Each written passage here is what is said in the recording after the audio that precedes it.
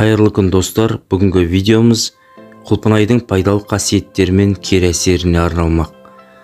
Видеоны соңына дейін көруге кеңес береміз және каналға тіркеліп лайк пен қоңыраушаны баса кетіңіздер.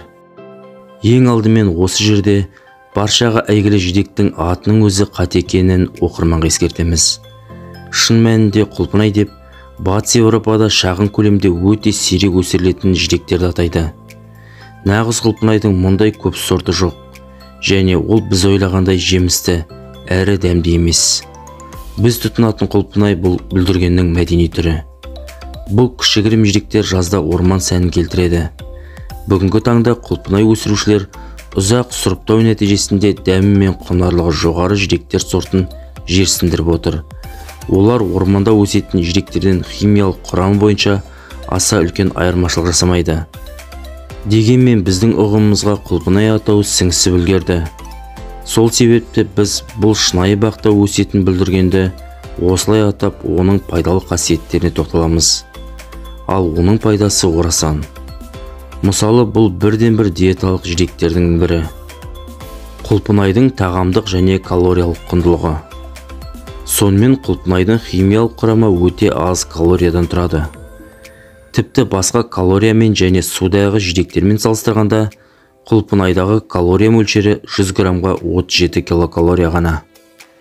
Әсіресе үлкен және сулы сорттарда тіпті аз калорияға ие. Сондай-ақ осындай құрамда диеталық қасиетке толы құлпынай ағзаға өте жақсы сіңіріледі. Құрамындағы оңай еритін қант қайтадан тез энергияға айналады. Құлпынайдың денсаулыққа келтірер пайдасына қышқылдардың аз мөлшерде ас қорыту тракты тітіркендірмейтінін жатқызуға болады. Ішектің емі мен тазартуға талшықтары көмектеседі. Айтпақшы, сол талшықтың пайдасы ішектің бұлшық еттерін тезірек және қарқынды түрде қысқартуға мәжбүрлеп, тамақ түйірлерінің сапалы араластырылуын және оның ферменттерінің жақсы өндірілуін қамтамасыз етеді. Сонымен қатар құлпынай кейбір бақша жидектерімен салыстырғанда тәтті дәмге ие. Оған қоса химиялық құрамында қышқылдардың кең жиынтығы бар жидек. Ас қорыту ферменттерінің өндірісін ынталандырады және асқазан мен ішек шырындарын босатуға көмектеседі. Құлпынайдың бұл пайдалы қасиеттері азықтың ас қорыту процесін және оның толық ассимиляция процесін барынша оңтайландыруға көмектеседі. Құлпынайдағы витаминдер.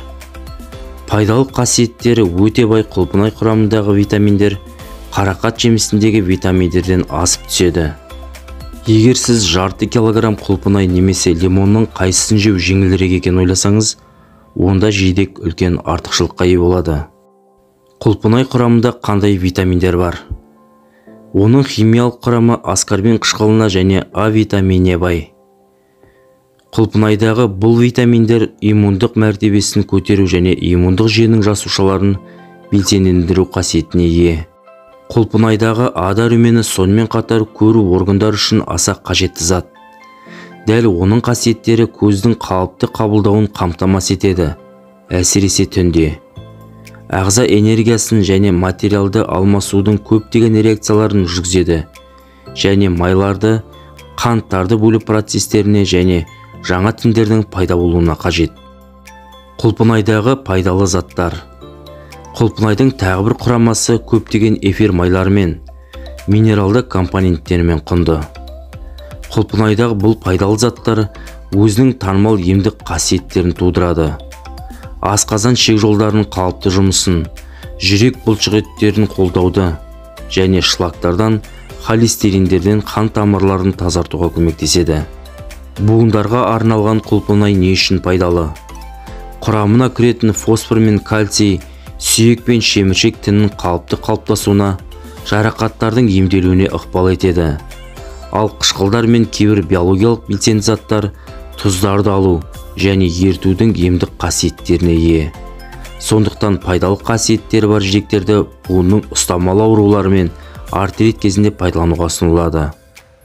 Балалар мен жүкті әйелдер үшін құлпынай пайдалы.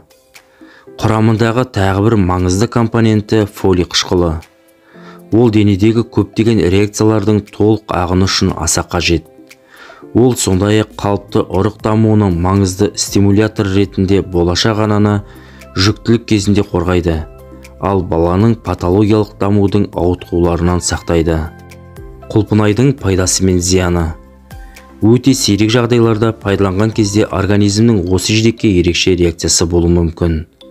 Диарея немесе қатерлі ісік пайда болуы ықтимал, немесе кейде жайлы оқсиды.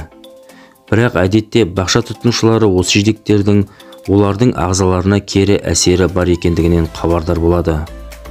Тек осы жағдайларда ғана құлпынай қолдануға қарсы көрсетілімдер өте маңызды. Бұл жағдайда жидекті тұтынуға болмайды. Сондай-ақ құлпынай нарықта немесе дүкендердің сөрелерінде басқа да жидектерден бұрын көрінетіндігімен де ерекшеленеді. Оны түсіндіру оңай. Кішкентай боталары қардың астында жапырақтарымен қалады. Көктемде тұрақты жылу пайда болғанда бірден гүлдеп жеміс береді. Ал жылыжайларда одан да ертерек жемістенеді. Сондықтан көктемде жидектер ағзаға арналған пайдалы қасиеттерінің арқасында авитаминоздан құтқарады. Сондықтан құлпынайды көбірек жеуге тырысыңыз. Ол өз кезегінде қыста денсаулық пен ағзадағы күштерді сақтау үшін өте пайдалы болады. Достар, видеоны соңына дейін көрген болсаңыздар, каналға тіркеліп, лайк пен қоңыраушаны баса кетіңіздер. Сонымен бірге, осы видеоны өзіңізде бар барша әлеуметтік желілерге таратып жіберуді өтінеміз. Қазақша арнаның дамуына өз үлестеріңізді қосып кетіңіздер.